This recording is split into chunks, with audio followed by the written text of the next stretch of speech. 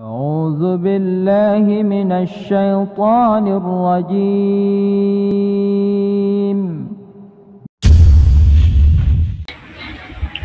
Oke, saya akan mulai dengan peta politik ya, atau apa sih yang dalam kaum muslimin yang terjadi sebelum peristiwa perang Ain Jalut ini.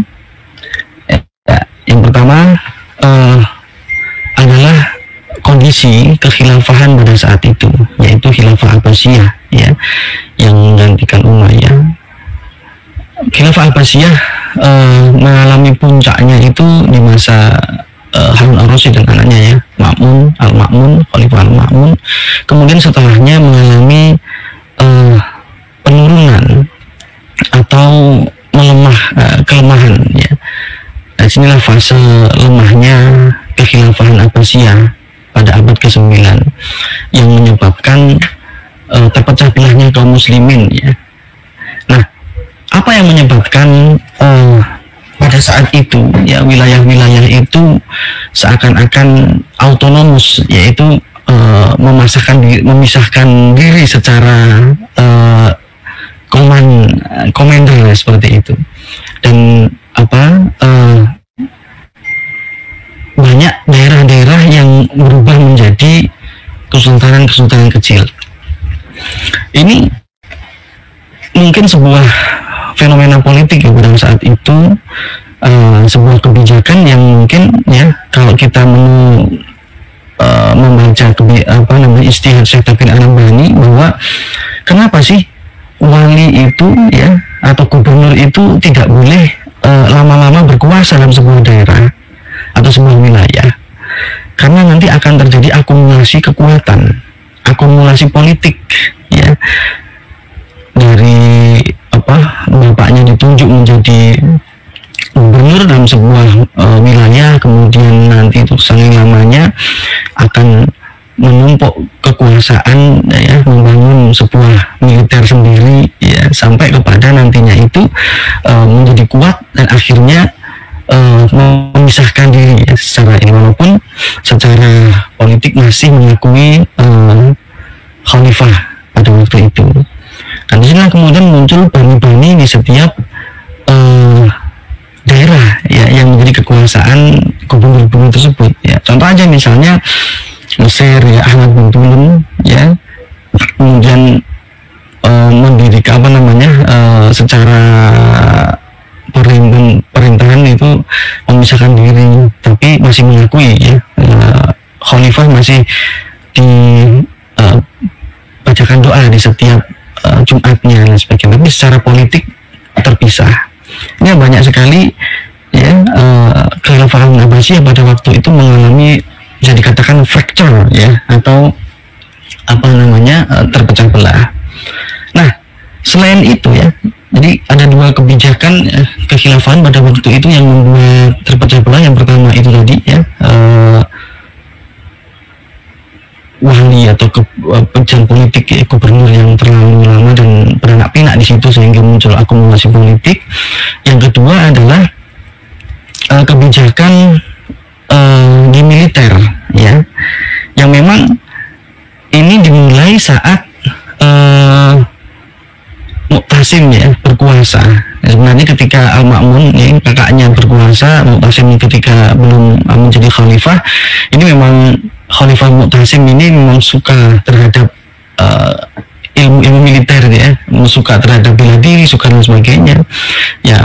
Banyak sekali tercerita misalnya secara kepintaran ya, Khalifah Mu'tasim ini di bawah rata-rata, tapi secara fisik ya, secara bela diri dan sebagainya, tubuhnya gede ya, bahkan cerita kalau misalnya digigit itu nggak mempan ya. Nah, mengagumi sebuah sosok-sosok orang-orang Turki ya, suku Turki. Nah, yang kemudian membuat Mu'tasim itu membeli budak-budak Turki ya, untuk dijadikan pasukan reguler di dalam militer. Jadi kelebihannya banyak sekali, orang-orang Turki itu secara nature ya, secara alamiah itu mempunyai kemampuan berperang yang di atas rata-rata, ya, dari posturnya, kemudian kemampuan memanah dan berkudanya dan sebagainya. Maka disitulah kemudian Mu'tasim melakukan pembelian besar-besaran ya budak ya di Tansuksuyana dan menjadikan tentara leguril dari budak-budak tersebut. Nah, lama kelamaan militer ya yang berasal dari budak tadi itu menjadi berkarir ya secara militer politik itu bagus ya, karena dia secara kemampuan itu di atas rata-rata tadi, akhirnya karirnya itu luar biasa dan memegang posisi-posisi yang sangat penting ya, yang akhirnya kemudian militer dari budak tadi itu menjadi bayang-bayang ya kekuasaan di dalam kekhilafahan sendiri. Di masa inilah ya, di masa abad ketiga Hijriah inilah kemudian militer Turki itu mengontrol ya kebijakan khalifah. Ya, ini kemudian yang membuat akhirnya daerah-daerah itu ya, wah ini di pusat pemerintahan dibayangi oleh militerismenya budak Turki, akhirnya membuat beberapa daerah juga memutuskan untuk memisahkan diri ya.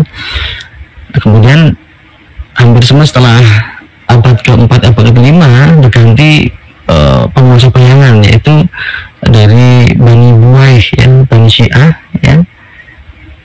Yang berikutnya ya berganti lagi, Buwaih diusir dari ibu kota ya, kemudian pengaruhnya dihilangkan oleh Tughlaq, yaitu di Kesultanan Saljuk.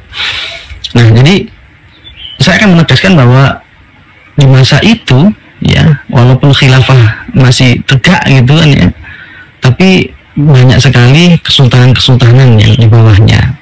Jadi misalnya kemarin misalnya Sultan Al-Ayyubi ya, yang menguasai Mesir dan Syam ya, kemudian membebaskan Al-Quds. Apakah beliau khalifah? Bukan, itu beliau adalah kesultanan yang menguasai wilayah Mesir dan Syam. Sultan Al-Ayyubi. Apakah pada masa khilafah itu masih tegak? Masih ada ya, khalifahnya masih ada. Tapi kewenangan Sultan Al-Ayyubi itu sudah bisa memerintahkan militer, penyerangan dan sebagainya. Itu kondisi politik ya, di masa itu. Dan banyak sekali fracture, itu perpecahan ya antara kesultanan itu juga ada kadang-kala ada konflik berebutan dan sebagainya. Nah, disinilah fakta ya politik ya, kekhilafahan pada waktu itu yang sehingga membuat seolah-olah ya Mongol ketika menginvasi ya negeri-negeri Muslim yang dimulai tahun 1254 dan 1253 ya, mau sebelum itu ya Genghis Khan itu ketika menganeksasi Khwarizm Shah ya, Kesultanan Khwarizm, itu kemudian diteruskan oleh di masa Mongke Khan yang memerintahkan Hulagu ya untuk menginvasi daerah-daerah ke wilayah Muslim. Itu seolah-olah mudah kayak gitu, karena memang faktanya kaum muslimin pada waktu itu terpecah belah ya secara politik. Nah, dimulailah kemudian Hulagu Kempin ya pasukan Hulagu yang dipersiapkan begitu besar untuk menaklukkan, untuk menginvasi daerah-daerah kaum muslimin ya, ini atas perintah Mongke Khan. Nah, saat itu adalah pasukan yang terbesar mungkin ya, yaitu sekitar 300.000, 400.000 ya, pasukan Tartar atau Mongol itu mengikuti ya rombongan kampanye militer ini, walaupun tidak semuanya pasukan Mongol, banyak sekali koalisi-koalisi yang ada di sana. Ya siapa saja koalisinya, ya ada pasukan salib ya yang bergabung, ada dua kerajaan yang bergabung pada pasukan Mongol pada saat itu, yaitu Armenia Sisilia sama Antokia, yaitu Bohemond ya, Bohemond sama Raja Bohemond dan Raja apa namanya Hetung 1, Hetung 2 ya. Nah, mulailah Hulagu ya dengan penaklukan daerah Alamut ya, Alamut di sekitar sini. Alamut ini adalah benteng yang di pegunungan, yang pada saat itu juga benteng dengan pertahanan yang luar biasa. Benteng Alamut ini adalah dari sekte Ismailiyah, ya, Syiah Ismailiyah, atau sekte Hashashin ya. Kenapa Hulagu menaklukkan Alamut duluan? Ya, salah satunya adalah Hashashin inilah yang membunuh pamannya, yaitu Gagatai ya. Setelah dikepung kemudian dikuasai ya di daerah Alamut ini, kemudian pasukan Hulagu menuju Baghdad ya. Ini tahun 1258 ya, Hulagu berhasil menggempur ibu kota kekhilafahan ya pada di masa itu, yang kemudian berhasil membunuh Khalifah ya Musta'sim ya, bukan Mu'tasim, Musta'sim, dengan cara kejam dan menghanguskan Baghdad ya sebagai kota yang maju ya, luar biasa. Namun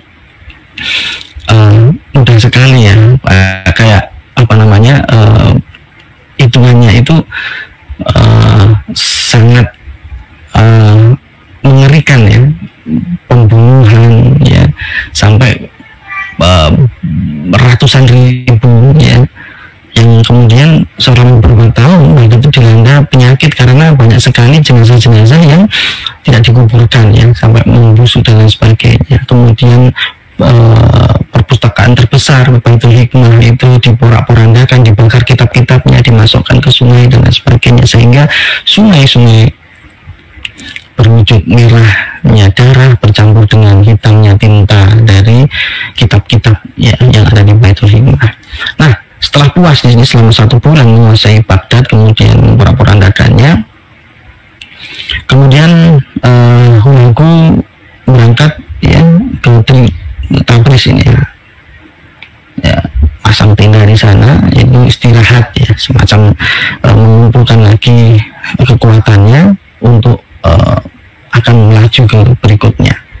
Nah, kenapa tadi ya begitu mudah saya terpecah-pecah ya kaum muslimin di daerah-daerah ya, di wilayah-wilayah di apa namanya samping ya, ada beberapa dari Al-Jazirah, Syam, kemudian di tempat-tempat lainnya tidak ada yang membantu, bahkan muncul pengkhianat kaum muslimin yang justru bergabung kepada pasukan Hulagu ini ya, pasukan Mongol. Jadi kalau misalnya zaman sekarang itu ya, ada apa namanya kampanye Hulagu itu, Anda bersama teroris atau bersama kita, nah seperti itu ya, Anda bersama kaum muslimin atau bersama pasukan Hulagu. Kalau Anda bersama tetap dengan keteguhannya menjadi Islam ya, bersama kaum muslimin, maka akan kuporak-porandakan negeri Anda, akan kuratakan dengan tanah wilayah Anda. Nah, akhirnya beberapa sultan dan emir-emir ya pada waktu itu menjadi ketakutan ya. Misalnya salah satu contohnya misalnya Mosul ya, Emir Mosul ya. Ini wilayah yang kota besar ya, di dalam Timur Tengah, dulu masuk kota besar ya.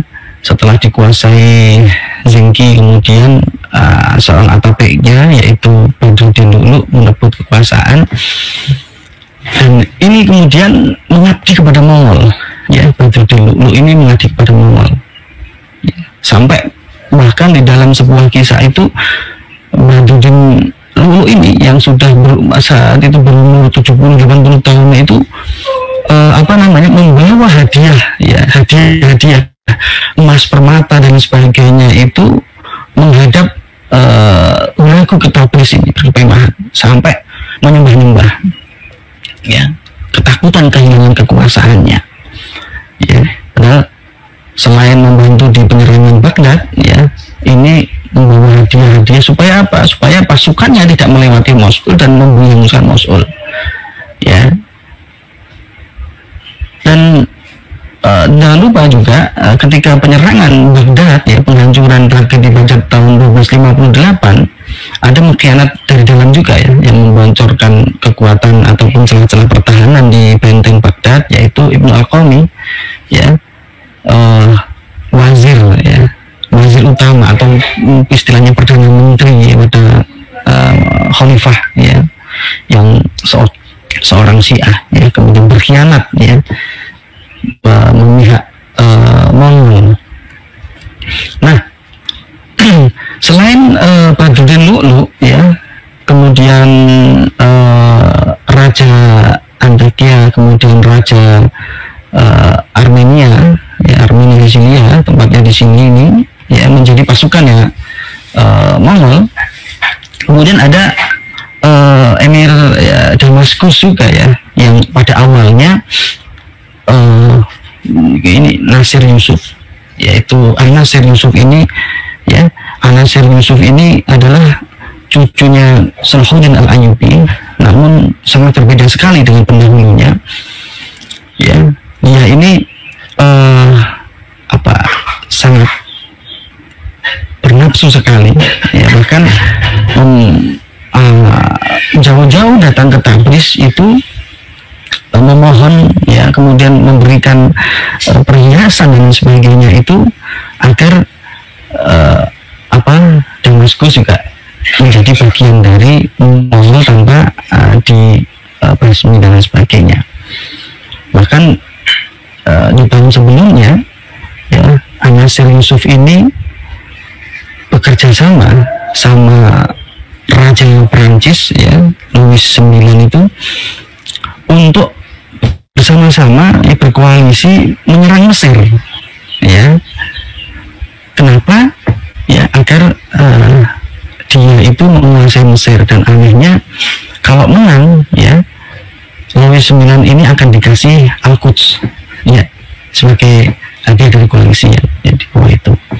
Luar biasa ya. Yang itu yang membuat kemudian As-Sultanul Ulama ya, Izzuddin bin Abdissalam diusir dari Damaskus ya, karena lantangnya beliau ini ya berbicara di khutbah Jumatnya itu ya, untuk menentang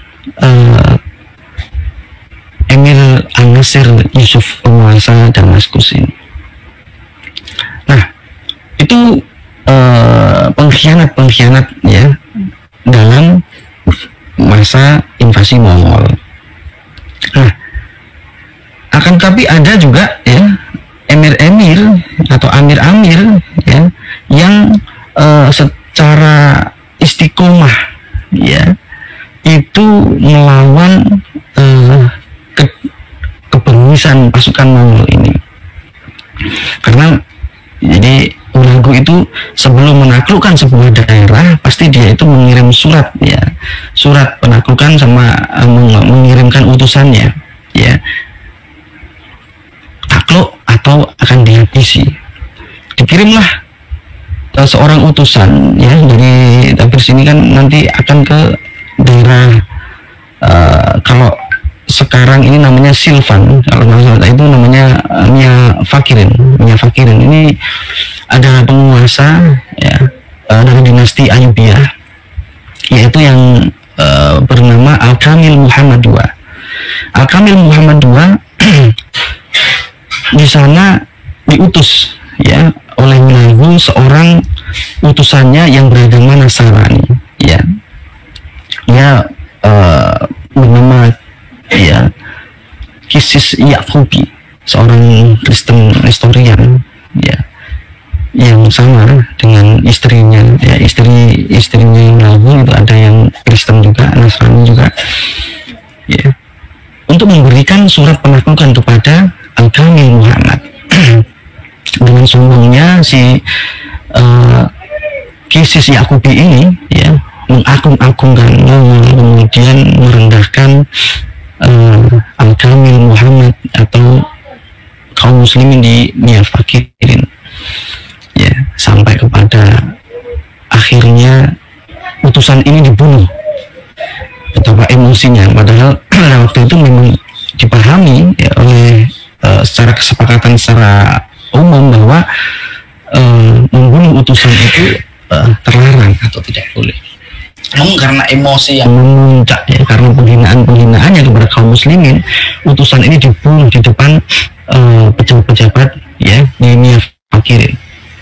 Ini yang membuat akhirnya Hulagu itu sangat emosi ya, mendengar utusannya Nia Fakirin ini dibunuh ya. Akhirnya diutuslah pasukan yang dipimpin oleh anaknya sendiri ya, Asom.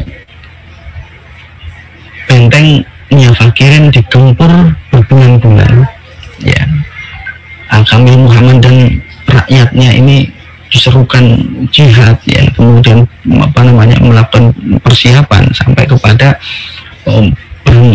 bentengnya itu diperkuat ya, sampai Mongol sendiri itu sangat kesusahan sekali menggempur ini, bahkan beberapa bulan ya bisa bertahan. Namun pasukan Mongol akhirnya tidak bisa dihentikan ya. Benteng Nia Fakirin dihancurkan ya, masjidnya dibakar, rakyatnya dibunuh ya, hartanya dirampas, kemudian diratakan dengan tanah semuanya. Kemudian Amir Mardin ya, ini juga seorang yang berdiri menantang Mongol dan juga kena pembantaian juga di sini. Nah, daerah-daerah inilah kemudian akhirnya ditaklukkan ya,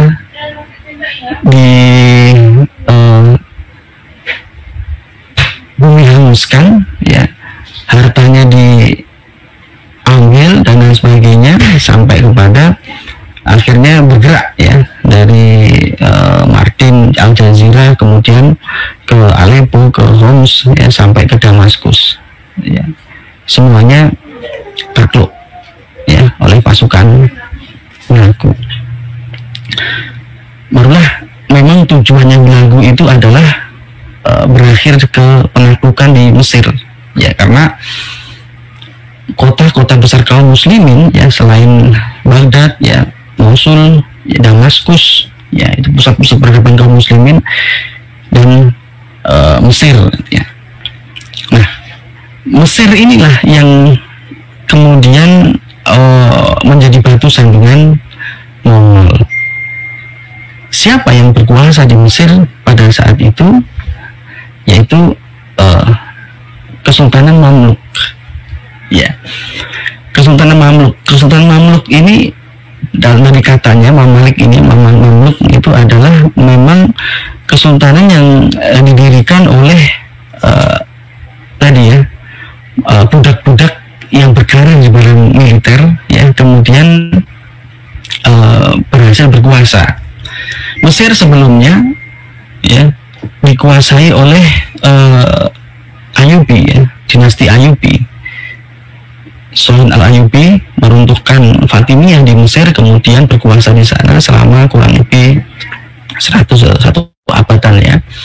Kemudian di masa akhirnya, yaitu cucunya, ya, Mesir ini diperintah oleh Mamluk, yaitu pada tahun 1250, ya, 1250 Kesultanan Mamluk berdiri. Secara singkat, ya, bagaimana sih Mamluk ini berdiri di Mesir, ya? Jadi ada istri, ya, Kesultanan Ayyubi, ya, Sultan Ayyubi di Mesir. Saat itu Mesir sama Syam terpecah belah, ya, ya, As-Saleh Al-Ayyub itu mempunyai seorang istri yang dari kalangan budak juga, ya, namun istrinya tersebut walaupun budak itu mempunyai kecerdasan di atas rata-rata dan kepemimpinan, ya, namanya Sajaratud Durr, ya. Sajaratud Durr ini yang menjaga Mesir ketika ada invasi, ya, Louis, ya, 9 yang menginvasi Mesir, dan kemudian karena As-Saleh Al-Ayyub ini meninggal, kemudian Sajaratud Durr inilah yang berada di tampuk kepemimpinan, ya, dan berhasil mengusir pasukan salib, ya, bersama panglima militernya, yaitu Baibars, ya, Baibars, seorang panglima militer, ya, dari Mamluk, ya, Mamluk Al-Bahari namanya. Nah, dari sini kemudian akhirnya Kesultanan Mamalik atau Kesultanan Mamluk itu berdiri, ya, dengan pimpinan pertama yaitu Sultanah dulu, ya, yaitu Sajaratud Durr ini. Namun ketika dia naik tampuk kepemimpinan, banyak sekali, ya, ulama-ulama rakyat yang kemudian tidak menyukai, protes bahwa tidak boleh seorang perempuan menjadi pemimpin, ya. Akhirnya Sajaratud Durr ini kemudian menikah dengan panglima Mamluknya, panglima yang ada beberapa panglima militer yang saat itu mempunyai kedudukan yang tinggi. Salah satunya adalah Izzuddin Aibak. Nah, Izzuddin Aibak inilah kemudian dinikahi oleh Sajaratud Durr, dan yang menjadi sultan itu adalah Izzuddin Aibak ini. Nah, ketika Izzuddin Aibak ini berkuasa, ya, nanti Baibars, ya, karena tidak ada kecocokan dengan Aibak ini, kemudian melarikan diri bersama pasukan elit Mamluknya itu ke Syam, ya. Nah, disitulah kemudian kira-kira seperti itu, ya, berdirinya Kesultanan Mamluk. Nah, berbicara Ain Jalut, nanti ada tokoh-tokoh yang harus kita pahami, ya. Yang pertama pasti Sultan Mamluk, ya, pada saat itu, yaitu Saifuddin Qutuz. Saifuddin Qutuz, ya, kalau kita membaca biografinya itu memang kayak di drama-drama sinetron seperti itu. Yaitu Saifuddin Qutuz ini sebenarnya berasal dari darah biru, ya, yaitu keponakan dari Jalaluddin, ya, Al-Khawarizmi, ya, seorang penguasa terakhir dari Kesultanan Khawarizmi yang telah dihancurkan Mongol. Keponakan anak-anaknya ini melarikan diri dari istana, artinya diminta untuk menyelamatkan diri, namun nanti akhirnya dirampok dan dijadikan budak, ya. Bernama asli Mamduh bin Mamdud, ya, dari seorang Mamdud ini adalah salah satu emir, ya, di Khawarizmi. Nah, Mamduh atau Qutuz kecil ini, ya, kemudian dibeli oleh seorang syekh di Damaskus, ya, yang akhirnya nanti Qutuz, ya, pindah ke Damaskus bersama tuannya ini. Ya, dimulai pendidikan di sana, menjadi budak ya, menjadi pesuruh ya, budak yang nantinya itu sebenarnya mau dibebaskan tapi dia tidak mau. Disinilah pertama kali Safuddin Qutuz itu bertemu dengan seorang ulama besar, yaitu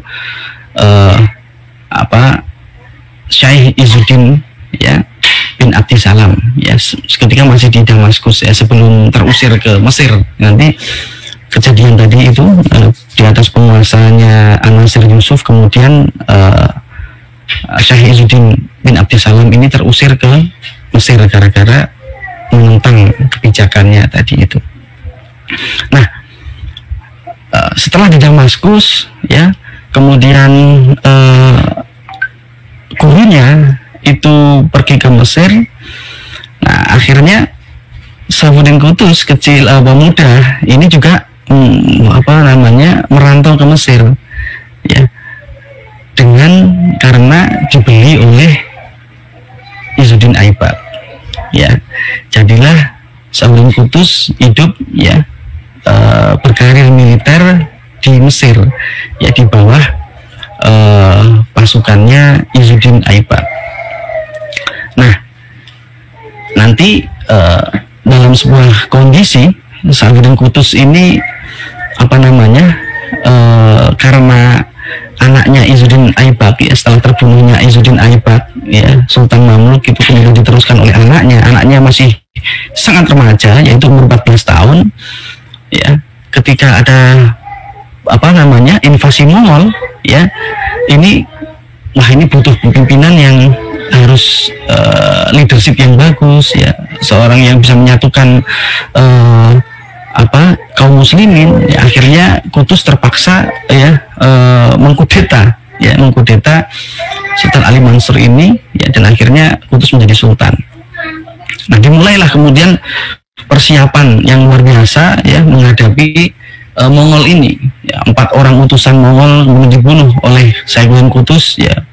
Katakan kepada Hulagu ya, aku akan mempertahankan wilayah Mesir sampai titik darah penghabisan. Nah, dari sinilah kemudian Qutuz ya memulai kampanyenya, mempersiapkan persiapan militernya ya, sampai kepada saat itu Mesir terjadi sebuah resesi yang dimana ketika mengumpulkan persenjataan, persiapan untuk berjihad ini sangat minim sekali biayanya. Nah, kemudian Qutuz memberikan sebuah kebijakan ya, pejabat-pejabat ya kemudian diberikan garis standar harta ya, yang standar hidup ya, hidup layak itu kan ya, kemudian sisa-sisa hartanya sampai ke perhiasan istri-istrinya itu diambil ya, untuk diberikan ya persiapan pasukan melawan Mongol ini. Nah, selain itu kemudian Safuddin Qutuz ya memanggil mamluk-mamluk yang pada kepemimpinan Sultan Izzuddin Aibak ini pergi dari Mesir karena ada ketidakcocokan tadi. Ya, salah satunya adalah pasukan Baibars yang ada di Syam dipanggil ya, untuk bersama-sama membangun sebuah kekuatan yang besar untuk melawan Mongol ini. Ya, dipilihlah kemudian Baibars ya sebagai panglimanya ya Qutuz. Siapakah Baibars ini? Baibars ini awalnya juga seorang budak ya dari Kipchak ya, yang nantinya itu juga berkarir ya militer ya. Jadi memang tentara-tentara budak ini pasca kebijakannya Mu'tasim ya, itu kesultanan yang lain itu seolah-olah menjadi tren ya, menjadikan membangun pasukannya itu dengan pasukan-pasukan budak dari Turki ya, termasuk Salahuddin Al-Ayyubi juga mempunyai pasukan elit dari budak ya, termasuk si Baybars ini pasukan militer ya, Mamluk ya, dari Kesultanannya Ayyubi. Nah, Baybars ya kemudian direkrut oleh Saifuddin Qutuz untuk membersamainya untuk melawan pasukan Mongol. Nah, kemudian keputusan pentingnya itu adalah ya antara Qutuz sama Baybars ini berunding meracik sebuah strategi yang tepat bagaimana melawan apa namanya sebuah mitos lagu yang tak terkalahkan ini. Setiap daerah yang dilibati pasti dilibas ya, setiap daerah yang pengen dikuasai ya benar-benar bisa dikuasai dengan genggaman tangannya. Nah, akhirnya Saifuddin Qutuz melihat beberapa fenomena daerah-daerah yang dikalahkan oleh Mongol ini ternyata ketika menghadapi pasukan Mongol itu dengan strategi bertahan di dalam benteng. Nah, pola seperti ini dirasa tidak cocok ya. Qutuz memutuskan ya untuk menyambut ya menghadapi pasukan Mongol itu di luar Mesir. Ya, pemikirannya adalah ketika nanti kalah pun ya, ketika di luar Mesir dia bisa mempunyai waktu untuk bertahan, untuk mundur ya ke Mesir. Maka dipilihlah ya daerah Syam Ain Jalut ya untuk menghadapi Mongol. Tapi ada sebuah problem juga ya, saat itu ada namanya daerah yang kerajaan wilayah yang masih menjadi wilayah kaum Salib ya. Walaupun setelah perang Salib pertama itu Baitul Maqdis dikuasai ya dan berhasil diusir ya sebelumnya oleh Izzuddin Imaduddin Zangki, kemudian diusir dikalahkan oleh Suhada al-Ayyubi, tapi masih ada daerah kerajaan Kristen di sana, yaitu di daerah Akka ya, atau Akril sekarang. Nah, maka Qutuz yang melakukan negosiasi untuk meletakkan pasukannya itu ya di daerah kekuasaan kerajaan Salib ya di Akka ini ya. Nah, kerajaan Akkra juga bukan koalisi Mongol ya, namun dia juga berada di posisi yang tidak sama-sama untung ya. Memihak Mongol juga dia tahu Mongol itu suka tidak menepati janji ya. Kemudian kalau memihak Muslim ya, kemudian ini adalah musuh buyutan. Tapi akhirnya diizinkan untuk melewatkan pasukannya lewat sana. Nah, dipilihlah daerah yang namanya Ain Jalut di sini. Kalau kita ke Google Map, yaitu ada di ketika ada di situ Ain Jalut, nanti akan diletakkan di sini. Yaitu daerah sekitar di antara dekat ya sekarang di daerah Israel ya, penjajah Israel itu ya, yang dikuasai oleh Israel ya. Jazir Valley ya, Mount Kilpon. Nah, disinilah ada sebuah keberuntungan ya Qutuz ya. Saat itu Mongke Khan, yaitu raja orang Mongol itu meninggal.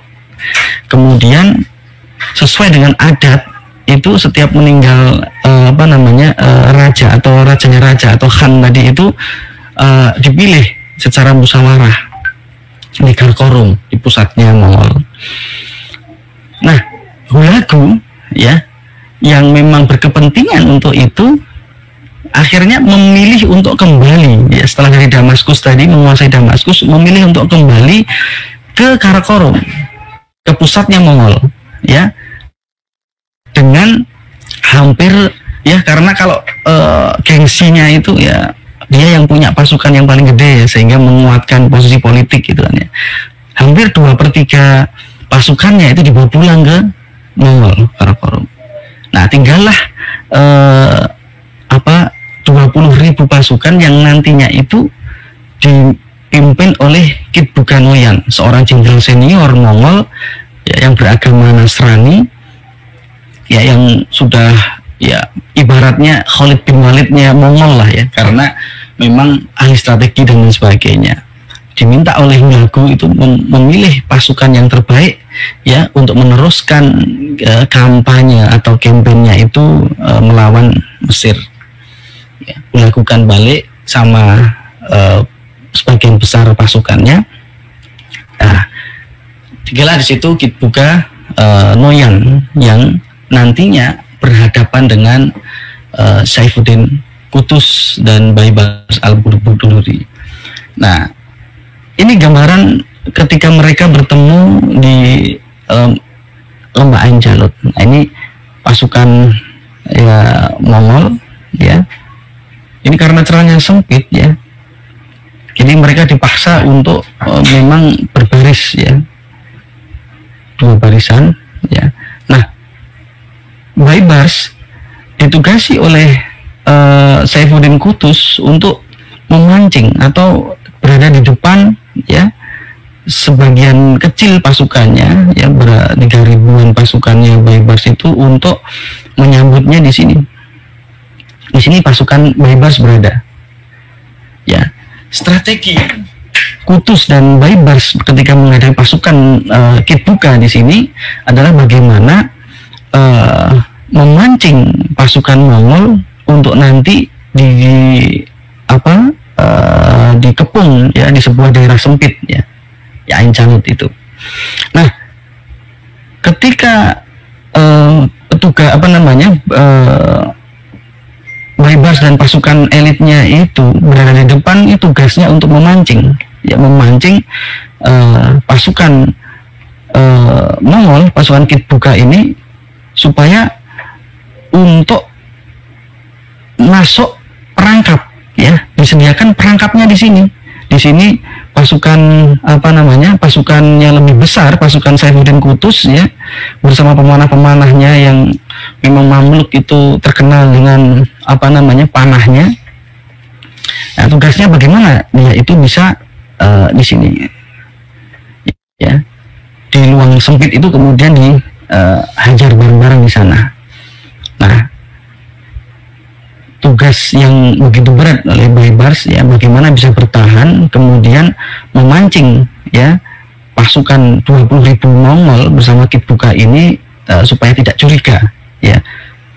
Bagaimana supaya tidak curiga ya, kemudian mengikuti dia. Jadi sedikit demi sedikit Baibars ya itu mundur, kemudian ini tetap ya merasa bahwa ini pasukan Muslim cuma segini nih ya, kita habisi langsung aja ya.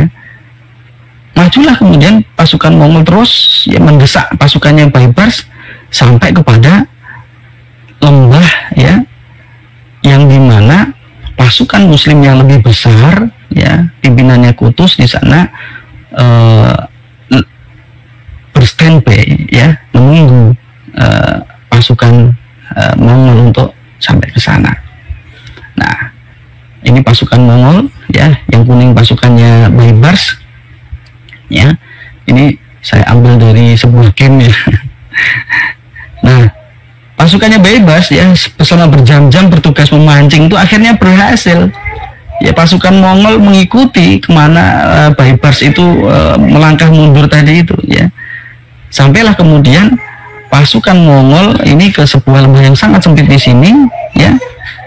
Kemudian Sultan Qutuz ya, Saifuddin Qutuz ya, dan pasukannya ini melakukan pengepungan ya, sehingga membuat pasukan Mongol itu tak berkutik ya. Hampir ya 20.000 pasukannya itu mati semua, termasuk jenderal besarnya yaitu Kit Bukanoyan ya. Ini terjadi ya pada tahun 1260 ya. Ada kemudian pertama kali pasukan yang bisa mengalahkan Mongol itu adalah pasukannya Qutuz dan Baibars ya. Jadi runtuhlah kemudian semua mitos-mitos itu, ya runtuhlah semua rekor ya yang dicapai oleh Mongol yang pasukan menakutkan dan sebagainya, kalah di tangan Qutuz. Nah, kemenangan kaum muslimin ya di Ain Jalut ini merupakan disambut yang luar biasa. Ya bahkan yang 2 tahun sebelumnya, yaitu tahun 1258, ketika Mongol menyerbu Baghdad kemudian membunuh khalifah, ya, kaum muslimin tidak mempunyai khalifah. Ya, selama 2 tahun itu terjadi ketiadaan khalifah karena atas serangan yang dilakukan oleh Mongol ke Baghdad dan menghanguskan itu. Ya. Nah, setelah kemenangan Ain Jalut ini, ya, Qutuz kemudian membangun, ya, kembali lagi ke Mesir, ya, membangun Kesultanan Mamluk, ya, dan penerusnya, ya, ada sebuah konflik yang mungkin nanti kita bicarakan di lain hal. Qutuz terbunuh dan naiklah Baybars itu menjadi Sultan Mamluk. Nah, di tangan Baybars inilah kemudian keinginan ya bahwa kaum muslimin harus bersatu, ya, harus ada khalifah di sana, ya, kekhilafahan itu merupakan fardu, ya. Kemudian mencari mungkin pemahamannya, ya, bahwa khalifah itu harus di bawah, harus seorang Quraisy dan sebagainya, memilih, ya, mencari keturunan Bani Abbasiyah yang masih hidup, ya. Akhirnya ketemulah, ya, yang kemudian dibaiat, ya, menjadi khalifah kaum muslimin dan bergelar Al-Mustansir II, ya. Berpindahlah kemudian kekhilafahan yang dulu di Baghdad berpindah ke Mesir, ya. Namun memang kekhilafahan ini, kekhilafahan Abbasiyah yang jilid kedua, yang khalifah pertamanya itu adalah Al-Mustansir, ya, kedua ini memang berjalan tidak ideal, ya, yaitu karena di bawah bayang-bayang kekuasaan Kesultanan Mamluk, yaitu, ya, walaupun pada formalitasnya itu sultan itu nanti diangkat, ya, oleh khalifah, ya, sultan itu diangkat khalifah, tapi nanti Kesultanan Mamluk itu yang bisa menentukan juga khalifahnya, ya, sebelum dia diresmikan jadi kesultanan. Nah, namun kaum muslimin pada saat itu ketika dihabiskan atau diinvasi oleh Mongol 3 tahun, hampir 3 tahun, ya, 2,5 tahun tidak mempunyai khalifah, ya, Kesultanan Mamluk lah yang kemudian menyelamatkan itu. Dan walaupun kekhilafahan tidak berjalan ideal, tapi kaum muslimin, ya, setelah 2,5 tahun mempunyai khalifah, yaitu khalifah Abbasiyah yang jilid kedua, Al-Mustansir II, ya, ini pun berkuasa selama 1 tahun. Al-Mustansir kemudian berganti dan sebagainya, yang nantinya 2-3 abad kemudian, ya, pada tahun 1517, ya, Sultan Selim yang saat itu menjadi Sultan Utsmani, ya, mengambil alih kekhalifahan itu, ya, artinya mau berjalan, karena kekhalifahan itu berjalan sangat lemah sekali, ya. Kemudian Sultan Selim, ya, menaklukkan Mesir, ya, terjadilah akad atau penyerahan kekhalifahan, kunci-kunci Baitul Maqdis, kunci-kunci Haramain diserahkan, ya, dari Mutawakil, ya, khalifah terakhir tahun 1517 kepada Sultan Selim. Beralihlah masa kekhilafahan dari Abbasiyah ke Utsmaniyah dengan khalifah pertamanya Selim, Yavuz Selim. Nah, mungkin yang dapat saya sampaikan seperti itu, Ustadz Ihsan, ya.